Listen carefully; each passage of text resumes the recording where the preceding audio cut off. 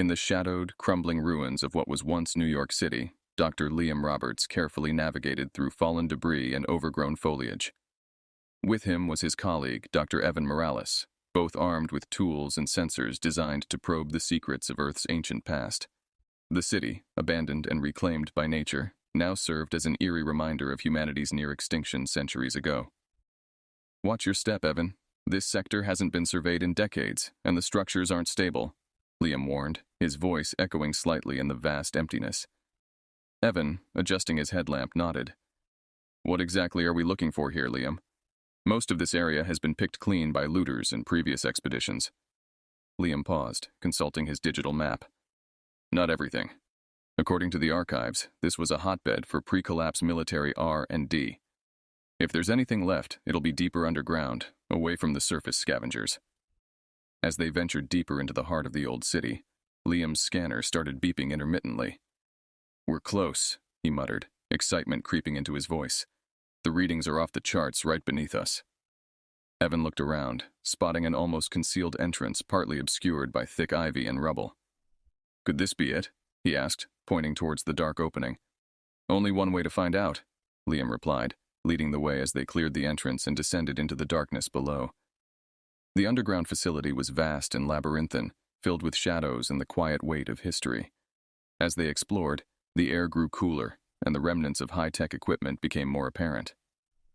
"This doesn't look like any military tech I've seen," Evan observed, running his fingers over the sleek, alien design of a console that flickered to life at his touch. Liam approached, examining the strange symbols glowing on the display. "This is it, Evan. This is definitely not human technology. We've stumbled upon something alien." The discovery sent a chill through them both. They knew the implications were enormous, not just for history, but for the present security of Earth. Suddenly the ground trembled, dust cascading from the ceiling as the facility seemed to awaken from a long slumber.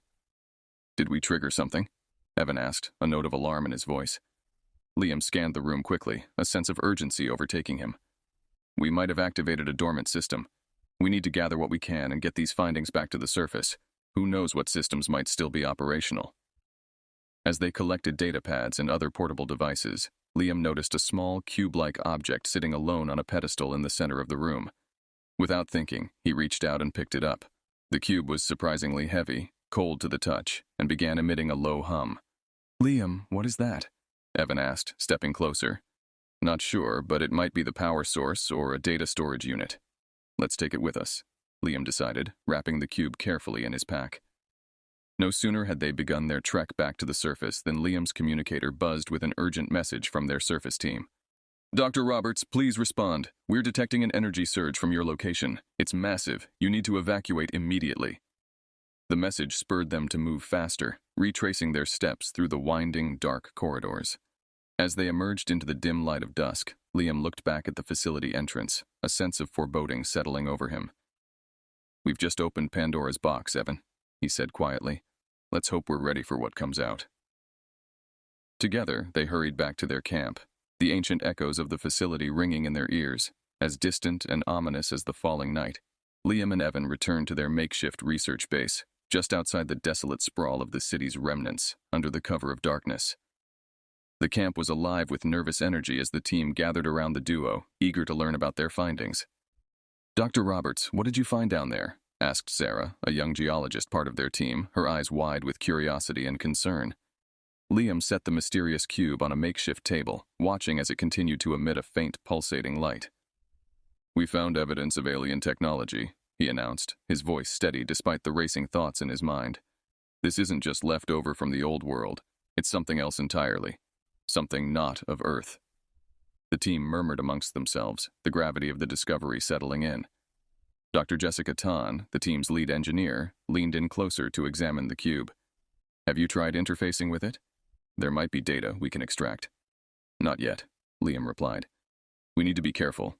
This technology could be dangerous." As they debated their next steps, the cube began to hum louder, its light intensifying. Suddenly, a beam of light shot upwards into the night sky, piercing the darkness like a beacon. "What the?" Evan exclaimed, stepping back. Liam grabbed a scanner, pointing it at the cube. The readings were off the charts. "This signal, it's broadcasting something, and it's powerful." The team watched in awe and horror as the light continued to blaze into the heavens. Then, just as suddenly as it had begun, the cube went dark, and the night returned to stillness. "We need to report this," Liam decided, turning to the team. "Whatever we've found, it's made contact." Across the galaxy, on a distant planet shrouded in darkness and ice, the signal reached its intended recipients. The Krillax, a warlike alien race, had been waiting for centuries for any sign from their long-lost outpost on Earth. In the command center of their massive warship, Commander Zorak stared at the flickering screens displaying the signal's origin. "So the humans survived," he muttered, his voice a mix of surprise and disdain. "Commander, what are your orders?" asked Lieutenant Krill, his second-in-command, standing rigidly at attention. Zorak's eyes glinted with a cold resolve. "Prepare the fleet. It's time we return to Terra to finish what we started. This time we leave no survivors." The massive engines of the Krillax warship roared to life, and soon a fleet of sleek, menacing ships set a course for Earth, ready to enforce the ancient cleansing protocol that had been their mission so long ago. Back on Earth, as Liam and his team prepared to transmit their findings to the Global Defense Command, the atmosphere was tense. Liam felt a deep sense of foreboding, knowing that they had potentially awakened a formidable foe. "We should prepare for the worst," he told the team solemnly. "I don't think we'll have much time before we see a response to that signal." Evan nodded, his expression grim. "Let's get everything we've got to the command. They need to know what's coming." As the team scrambled to gather their data and secure their site, Liam looked up at the stars, wondering if among them a threat was already hurtling towards Earth. The weight of their discovery bore down on him, and he knew that the relative peace humanity had enjoyed might soon come to an end. They had unwittingly opened the door to a new chapter in human history, one that could spell their salvation or their doom. Under the pale glow of dawn, the research base was a flurry of activity. Liam, alongside Evan and Jessica, prepared detailed reports to send to the Global Defense Command. The potential threat of the Krillax required immediate attention, and each moment they delayed increased the risk of being unprepared for what might come. As they transmitted the last of their data, an urgent communication came through. Liam answered the call, his heart sinking as he recognized the voice of General Marcus Finn, head of Earth's Defense Forces. "Dr. Roberts, we've received your reports. Are you absolutely certain of the readings from this device?" General Finn's voice was tight with concern. "Absolutely, General. The technology is unlike anything we've previously encountered. It's advanced, alien, and it activated itself," Liam explained, pacing before the assembled screens showing data streams.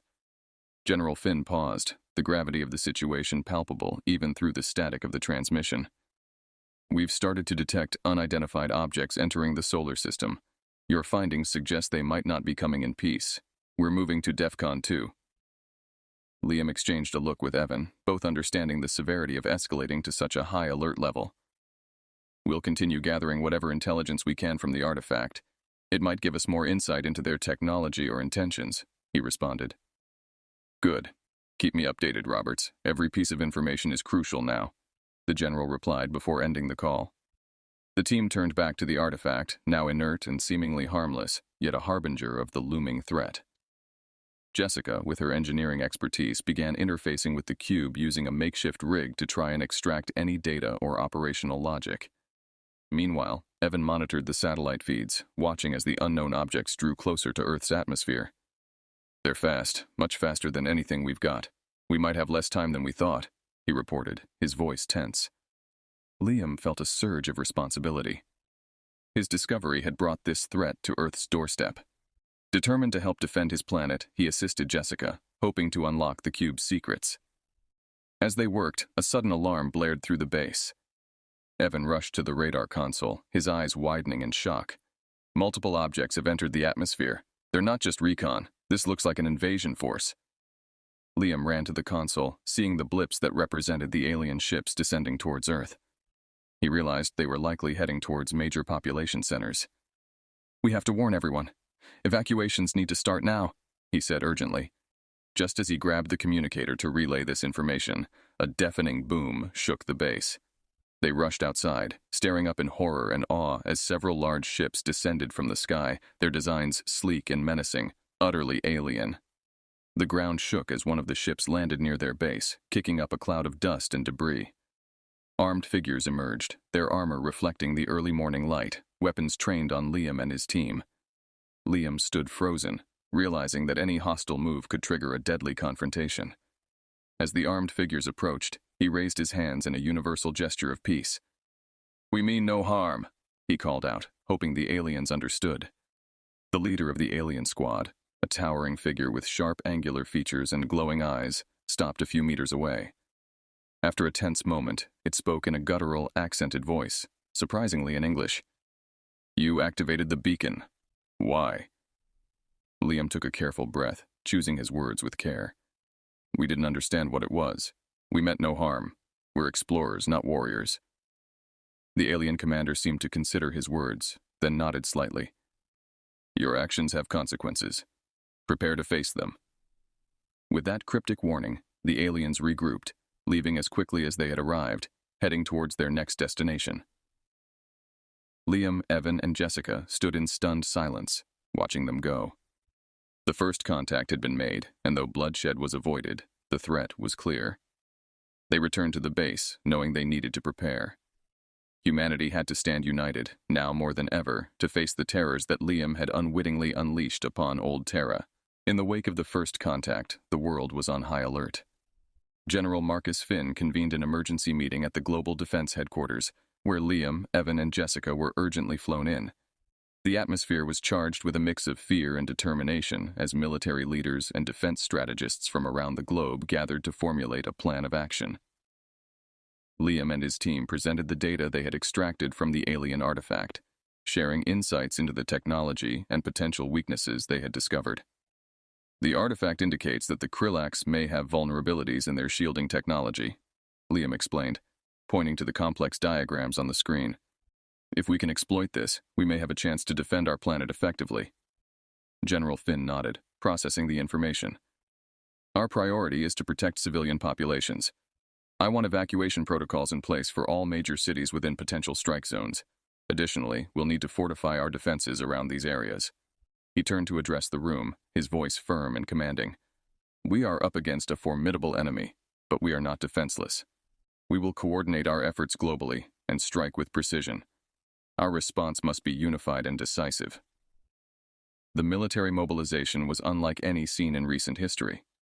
Anti-aircraft systems and mobile defense units were deployed across the globe, focusing on strategic points that intelligence suggested might be targets. The skies buzzed with drones and fighter jets, patrolling and ready to engage at the first sign of hostile activity. Meanwhile, Liam continued to work closely with Jessica and a team of scientists to further understand the alien technology. They experimented with electromagnetic pulses and other countermeasures that could disrupt the Krillax ships, based on the vulnerabilities Liam had initially uncovered. In a secure facility, they set up a controlled environment to test these defenses. "If we can disrupt their shield even for a few seconds, it could open a window for our missiles to get through," Jessica said, adjusting the settings on a high-powered EMP generator. Liam watched anxiously as the first test commenced. The air crackled with electricity as the generator came to life, sending a powerful surge that mimicked the conditions they hoped to create in battle. The results were promising, but there was still much work to be done. As they prepared for the next round of tests, an urgent message came through from the satellite surveillance team. "Multiple Krillax ships are advancing towards the eastern seaboard," the voice reported, fraught with tension. General Finn, who had been overseeing the operation, responded immediately. "Deploy all available units to intercept. Initiate the countermeasures we've prepared based on Dr. Roberts' findings. This is it. We engage on our terms." Liam felt a surge of adrenaline as he and his team watched the live feeds from the defense lines. The Krillax ships came into view, sleek and ominous, moving with terrifying speed. As they entered the range of the EMP traps, the first volley was launched. The sky lit up with explosions as some of the Krillax shields faltered under the EMP assault. Cheers broke out in the control room as several alien ships were hit and began to lose altitude. However, the victory was short-lived as more ships pressed forward, adapting to the attack patterns. "It's working, but not well enough. They're learning and adjusting their shields too quickly," Evan observed, analyzing the incoming data. Liam frowned, his mind racing for solutions. "We need to increase the power of the EMPs, push them beyond their limits. It's risky, but it might give us the edge we need." General Finn approved the plan, and adjustments were made swiftly. The next wave of attacks would be crucial. As the enhanced EMPs charged up, everyone held their breath, hoping that this bold strategy would turn the tide in Earth's favor. The battle for Earth had truly begun, and its outcome would determine the fate of humanity. The dawn broke over the horizon with a somber tint as fleets of Krillax ships advanced towards major Earth cities, their ominous silhouettes blotting out the morning light. Across the globe, the skies buzzed with the sounds of human fighter jets and anti-aircraft fire forming the first line of defense in what would be Earth's most crucial battle. General Finn monitored the situation from the Global Defense Command Center, coordinating the worldwide military response. All units, maintain formation and keep the pressure on. Remember, the EMPs are key to breaking their defenses, he commanded, his voice a beacon of resolve over the comlinks. In the field, Liam and Jessica were stationed at a mobile command unit, overseeing the deployment of the enhanced EMP devices they had developed. With each Krillax ship that approached, they initiated the EMP sequence, watching anxiously as the electrical pulses disrupted the alien shields momentarily, allowing Earth's missiles to penetrate. "Hit them now!" Liam shouted as one of the Krillax ship's shields flickered and failed. A barrage of missiles followed, striking the ship and sending it crashing into the Atlantic. Cheers erupted around them, mixed with the relentless sounds of ongoing battle. However, the Krillax were adapting, their approach changing to smaller, more agile ships that were harder to target. Jessica, analyzing the incoming data, turned to Liam. "The smaller ships are evading the EMPs. We need a new approach, something more direct." Liam nodded, his brain working furiously. "Let's modify the EMP launchers. If we can make them more targeted, we might increase accuracy. It's a long shot, but it's worth a try." Working alongside the engineering team, they quickly reconfigured the EMP devices to be more precise. As the next wave of Krillax ships approached, they deployed the modified EMPs. The sky lit up with flashes of electricity, striking the smaller ships with devastating accuracy. Meanwhile, the ground forces engaged the Krillax troops that had managed to land. Urban warfare broke out in the streets of major cities, with Earth soldiers fighting desperately against the technologically superior alien invaders.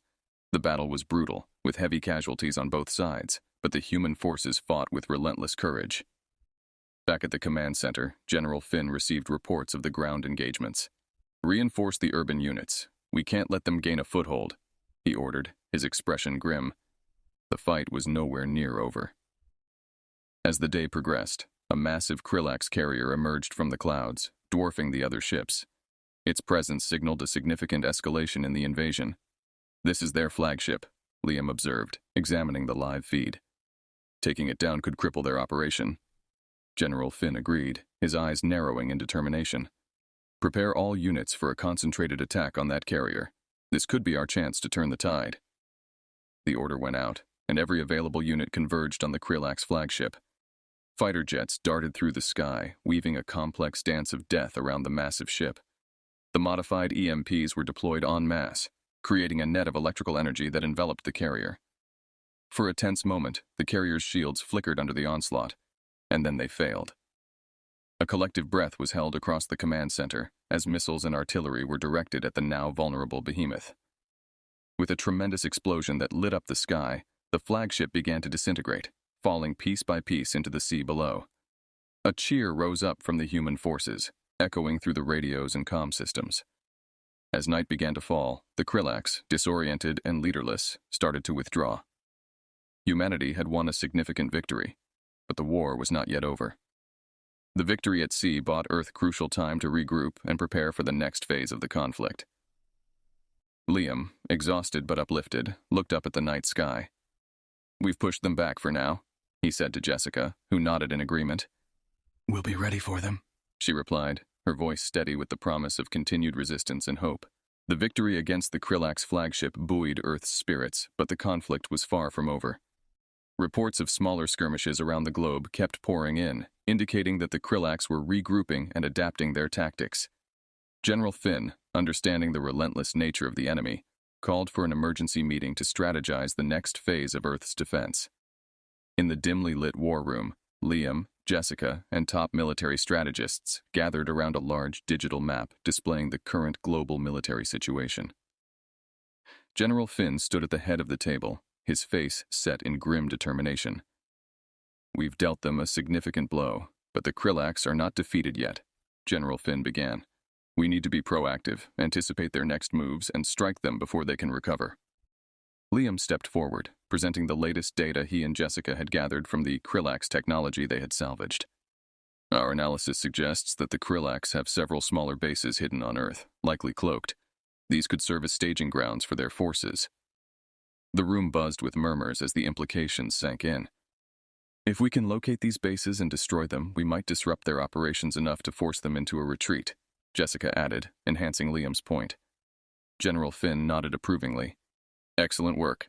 I want strike teams ready to move out as soon as we have locations. Roberts, Tan, you're with me on this. We need your expertise on the ground. The next few days were a blur of activity. Using a combination of satellite imagery, ground reconnaissance, and the alien tech, Liam and Jessica helped pinpoint the locations of 3 hidden Krillax bases. Strike teams, equipped with the latest Earth weaponry and EMP devices, were dispatched to these locations in coordinated global strikes. Liam and Jessica joined one of the strike teams heading to a suspected base in the Amazon rainforest. As their aircraft hovered above the dense canopy, the team readied themselves for descent. Remember, these bases are likely heavily fortified and guarded. Stay sharp, the team leader briefed as they rappelled down into the thick jungle.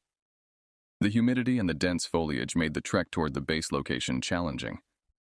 As they neared the coordinates, Jessica's modified scanner picked up traces of the cloaking frequency used by the Krillax. We're close. The base should be just through that ridge, she whispered, pointing ahead where the air shimmered slightly, a telltale sign of the cloaking field at work. The team approached cautiously, using the dense underbrush as cover. Suddenly, a burst of energy fire ripped through the forest, narrowly missing them. Contact! We've got Krillax guards, shouted one of the team members, returning fire. A fierce firefight ensued. The Earth forces, using guerrilla tactics, managed to push the Krillax back, inching closer to the base entrance. Liam, armed and determined, took a leading role, using his knowledge of Krillax technology to disrupt their defensive systems temporarily. With a loud crash, the entrance to the base was breached, and the team stormed inside. Inside, they found a hub of activity, with alien troops scrambling to mount a defense. The battle was intense and chaotic, but the Earth forces, fueled by desperation and the drive for survival, fought relentlessly. After hours of fierce combat, the base was secured, and its main reactor was set to overload, ensuring its total destruction. As the team exfiltrated just in time to see the base explode in a brilliant fireball behind them, a sense of accomplishment filled the air. However, Liam knew this was just one battle in a larger war. We need to keep moving, strike the other bases before they can regroup, he said to the team, already planning their next move. Back at the command center, reports came in of successful strikes on the other bases. The global effort was working. The Krillax were being pushed back, their grip on Earth loosening. But as they celebrated their victories, an ominous message intercepted from deep space suggested the Krillax might be calling for reinforcements. The war was far from over, and Earth had to prepare for whatever came next. General Finn and his team braced themselves, knowing that the real test of humanity's resilience was still to come. The revelation of potential Krillax reinforcements put Earth's defense forces on high alert. General Finn, aware that their current victories could be short-lived, convened a global summit to bolster Earth's defenses and prepare for a possible second wave of attacks. We have struck significant blows, but we must remain vigilant, he emphasized in his opening address to the summit attendees. Liam and Jessica were tasked with developing a more permanent countermeasure against the Krillax technology, especially focusing on enhancing Earth's satellite defenses to detect and disrupt incoming ships before they could reach the planet. Working tirelessly in a high-security lab, they experimented with advanced algorithms and scavenged alien tech to create a new detection system. This should increase our response time significantly, Jessica noted as they integrated the final components of their system. If their ships come, we'll see them much sooner. Meanwhile, Liam focused on the offensive capabilities. We need a way to strike at them in space before they even reach our atmosphere, he suggested. Collaborating with aerospace engineers, he helped design a series of spaceborne drones equipped with EMP technology and high-yield explosives, capable of intercepting and neutralizing Krillax ships. As Earth bolstered its defenses, the Krillax, regrouping in the outer solar system, launched a new fleet towards Earth, larger and more formidable than the first. This time, they were prepared for Earth's tricks and tactics. The approaching fleet was detected early by Liam and Jessica's new systems, giving Earth precious hours to prepare. General Finn deployed the newly developed space drones, which moved into position to intercept the Krillax fleet. "This is our best shot. Let's make it count," he declared, watching the situation unfold from the command center. The drones, operating at the edge of Earth's orbit, engaged the Krillax fleet with precise movements. As the enemy ships closed in, the drones activated their EMP payloads, disrupting the alien shields and leaving them vulnerable. Following up, Earth's orbital defense platforms launched a barrage of missiles, targeting the no-exposed ships. The battle in space was intense and harrowing, with both sides suffering losses. However, the enhanced defenses and Liam's offensive strategies began to turn the tide. One by one, the Krillax ships were destroyed or disabled, their debris scattering across the void. On Earth, people watched the skies, hoping for a sign of victory. When the news of the successful defense spread, cities worldwide erupted in celebration. But the joy was tempered with the knowledge that the threat might not be over. The Krillax could still retaliate. In the aftermath of the battle, General Finn received a transmission from the Krillax command. Surprisingly, it was not a declaration of further hostilities, but an offer for a ceasefire. The Krillax, recognizing the unexpected resilience and capability of Earth's forces, proposed a truce to reconsider their strategy and avoid further unnecessary carnage. General Finn, together with global leaders and advisors, including Liam and Jessica, deliberated long into the night. They decided to accept the ceasefire, using this opportunity to strengthen Earth's defenses even further and prepare for future negotiations or conflicts.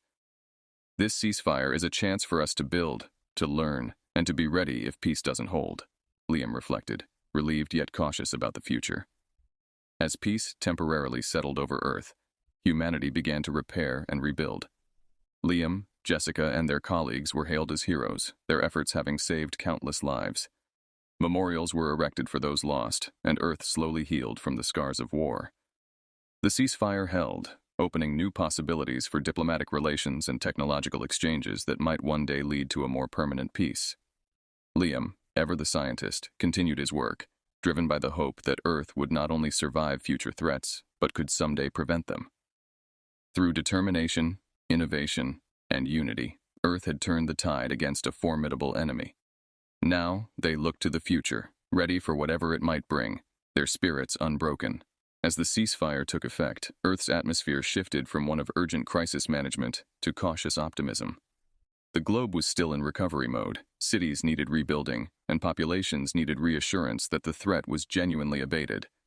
But above all, Earth's leaders and its military forces needed to prepare for any future encounters, peaceful or otherwise. In the wake of the ceasefire, General Finn established a new international coalition, not just to rebuild the damaged infrastructures, but to consolidate Earth's defense capabilities.